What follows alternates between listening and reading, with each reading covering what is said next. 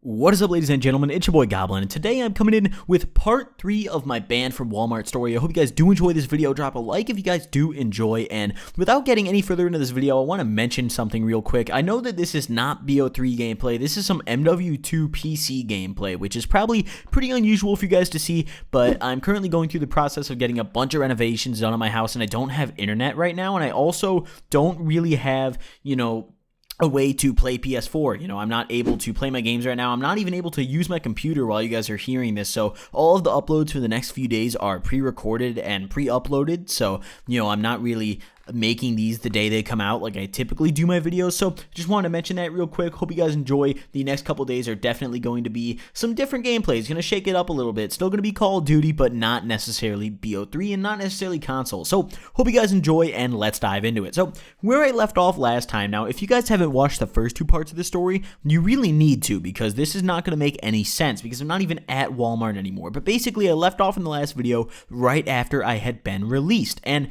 I got released to my parents, who drove me straight to my grandma's house, like I said at the end of the last video.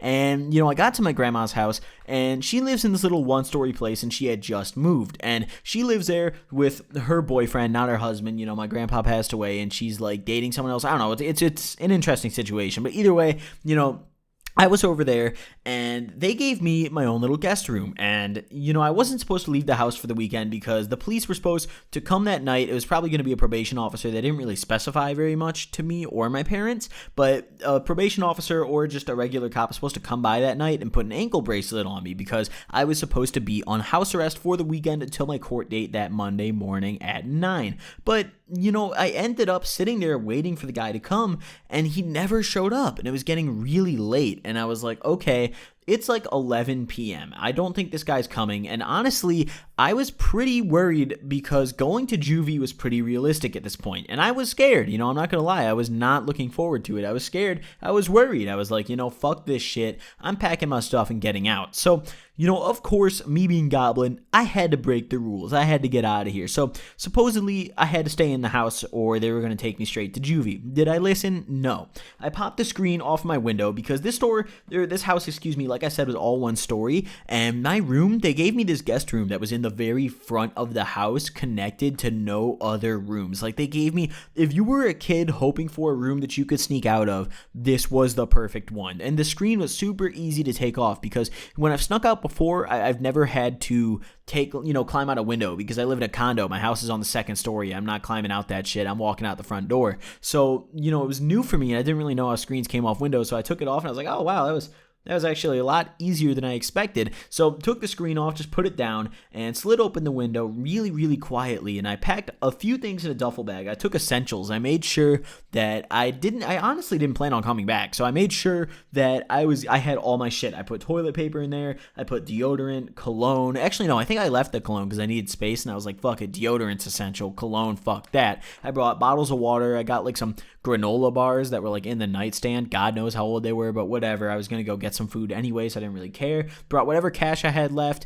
and I didn't really have anything else. Like, I didn't have cigarettes or anything. I had a pack, but they took them from me, so like, I didn't even have a lighter. Like, I had nothing. I had, nothing to smoke or anything. I was just basically packing essentials. I packed my other change of clothes that I had, all the clothes that I had, and I put on a hoodie because I was just sitting there in like my t-shirt and some jeans, tossed on a hoodie because it was kind of chilly out and it was pretty late, and climbed out the window. And my plan was I was just going to get the fuck out. I didn't really have a plan, but I left my phone and I turned off location on my phone. I made sure that, they were not tracking me, so I did not have my phone with me at the time of doing this. And I walked a couple blocks. I was walking for a good 20 minutes. I estimate it was that long because I don't really know how much time I took, because I had a watch, but it fell off me as I climbed out the window, which I didn't realize until later, but we'll get to that. So I went to the grocery store, and I was like, fuck it, I'm not coming back, but I can't walk in the grocery store with like a duffel bag. They're gonna know I'm stealing shit. So I found this little secluded spot. I really felt like a homeless person at this point. I found a little secluded spot,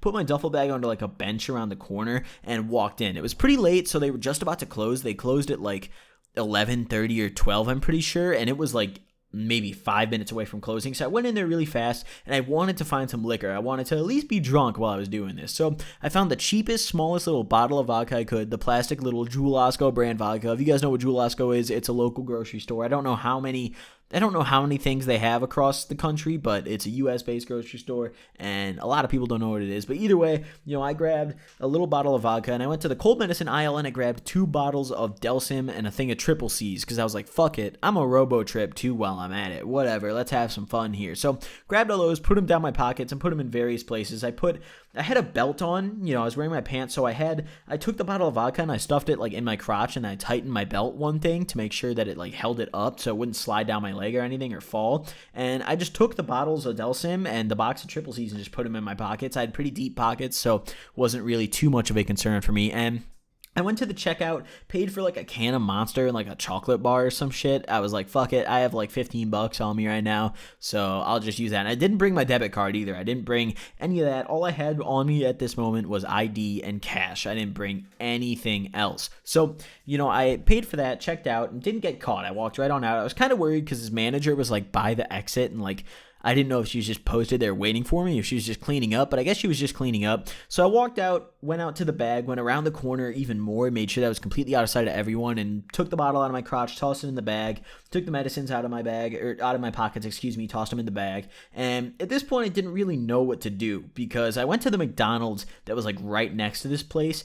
And, I went in there and I just got myself like a large drink and like just sat there for a little bit. I didn't really know what else to do because I didn't really have a plan. I had no way to contact anyone. There was no one else's like phone I could use around me. So I was just sitting there trying to think of what I could do, where I could go. And there was this dude out in the parking lot smoking cigarettes. And I had a really long night and I was like, fuck it, I need a square. So I went out there, asked him to bum me some. Nicest guy ever. We had a little conversation, even smoked a square together. And he gave me like 4 of them in his lighter. He was like, fuck it, I can get another lighter. I don't care. You need it more. I was like, you're a great fucking guy. Like, what a good dude this guy is. So we sat there talking for a little bit, talking about various things. He was like, why are you out here? What you doing? I told him, I was honest. He seemed like a pretty cool guy. And to be honest, not trying to profile, but he looked like a criminal. So, he didn't look like someone who's going to go call the cops and be like, yeah, I've got a runaway here. So I decided after I was done smoking cigarettes with him and he had to dip out, I decided to just go back. I didn't really have any other plans. I was like, fuck it. I guess I'll just try to sneak back in and see what happens. So I was walking back and I noticed that there was a cop car sitting in across the street. Okay, this is going to be kind of weird to describe, but there's the grocery store that I went to, and then across the street, a competing grocery store was being built, and it wasn't done being built yet, so the whole parking lot was just empty, and the only car in that lot, because the lights were on in the lot, it's just the building wasn't done, but the only car in that lot was a lone squad car, and I was like, ooh, that's sketchy. So I kind of had to cut around a little bit because I had to walk pretty much right into this guy's view to get back, so I had to take a little detour. I had to cut through a neighborhood, go through some backyards, and eventually I ended up getting back home. And that is where things got very interesting. On the way home, I took a couple shots. I just swigged right out of the bottle. I was like, fuck a chaser. It's been a long night. I'm just going to smoke a cigarette and drink a little bit. So I drank a little bit. It was fairly intoxicated when I got back, and I'm going to leave it at that. So hope you guys do enjoy this video. Keep an eye out for part 4, which should be dropping either tomorrow or the day after. Drop a like if you guys do enjoy this video. And once again, hope you guys did enjoy the MW2 gameplay here. I know it's a little something different, but hey, got to shake it up every now and then. So hope you guys enjoyed, and I will see you guys next time. Peace.